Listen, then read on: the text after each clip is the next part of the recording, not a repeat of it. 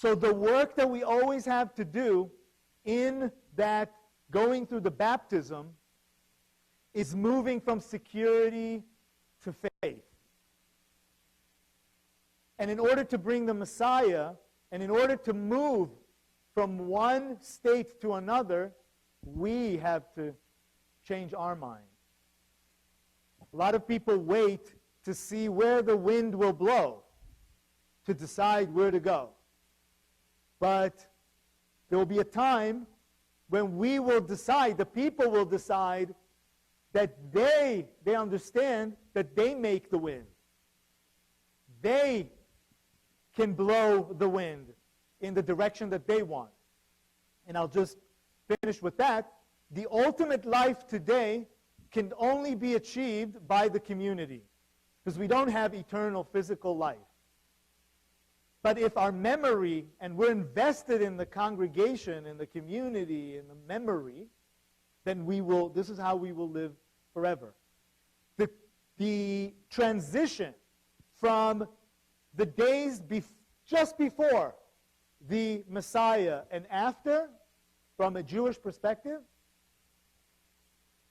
the main difference that will be experienced is almost nothing.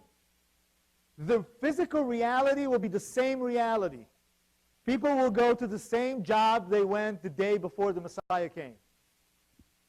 What will change? Something more important. The mindset will change. And the Talmud says, what is the difference, the only difference, between the day before the Messiah came and the day after? Is freedom.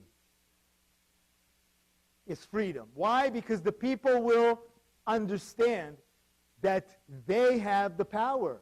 They can all be Pharisees. We can always be a Pharisee. When we see something, we can say something. We don't have to leave the administration only in hands of a few. We have more power than we know. And that day, many people will go through that baptism site enough to be the majority. The Talmud says, or the Torah refers to all Israel. But all Israel, the Talmud says, can be most Israel. Which means if most of the people go through that mindset, the shift in mindset, in America, most people absolutely want to be free, right? They understand the concept of freedom and that the people have power.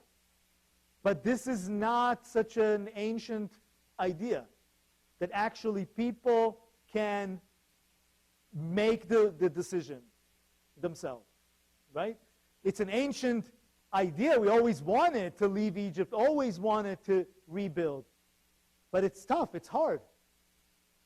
America is an example of all the long way of people going in different baptismal sites around the world, spiritual, through their experiences, they've changed their mind. And the Talmud says the only thing that the day after, when the Messiah comes, will be that we will feel free, which means there will be no burden of the nations on Israel. Meaning Israel will be really free and really independent. And of course, this is an allegory to any individual in the world. When you create that mechanism of the baptismal site, the baptism itself, and you keep cleaning what is obscuring the vision, the straight path,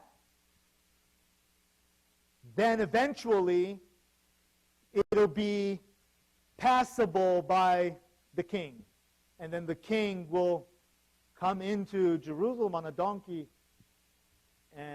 but that will be the symbol that, in a sense, the Pharisees and that act of retreating from Jerusalem was successful.